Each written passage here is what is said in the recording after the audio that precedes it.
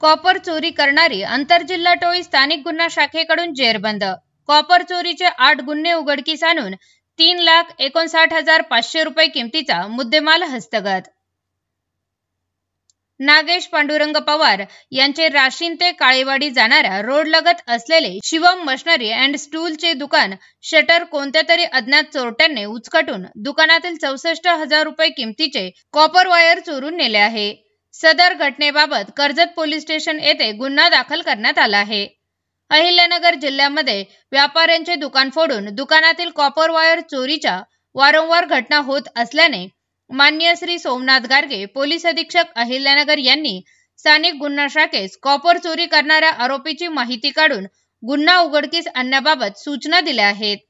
त्यानुसार स्थानिक गुन्हा शाखेचे पोलीस निरीक्षक आणि अंमलदार यांनी आरोपीची माहिती काढून गुन्हे उघडकीस आणण्याबाबत सूचना व मार्गदर्शन करून पथक रवाना केले।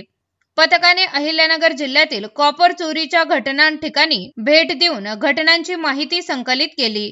तसेच अशा प्रकारे गुन्हा करणाऱ्या रेकॉर्डवरील आरोपींची माहिती घेण्यात आली। तोंडाला मास्क बांधलेले 6 ते 7 आरोपी असल्याचे दिसून आले। पथकाने सलग 8 दिवस तपास करून आरोपींनी गुन्ह्यांमध्ये वापरलेली 4 चाकी गाडी निष्पन्न केली। सदर 4 चाकी गाडी वापरणाऱ्या इसमांची माहिती काढली असता सदर गाडी ही रेकॉर्डवरील आरोपी महादेव पवार राहणार अकलूज सोलापूर हा वापरत असल्याची माहिती प्राप्त झाली। सदर इसमाचा शोध घेत असताना तो त्याच्या साथीदारासह त्याच्या घरी आलेला असल्याची माहिती प्राप्त झाली।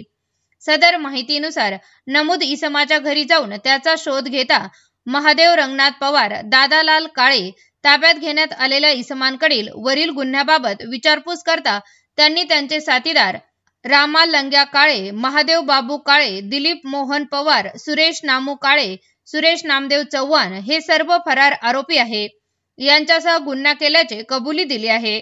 ताब्यातील आरोपींनी सांगितलेल्या माहितीप्रमाणे 3,59,500 रुपये किमतीचा मुद्देमाल हस्तगत करण्यात आला आहे।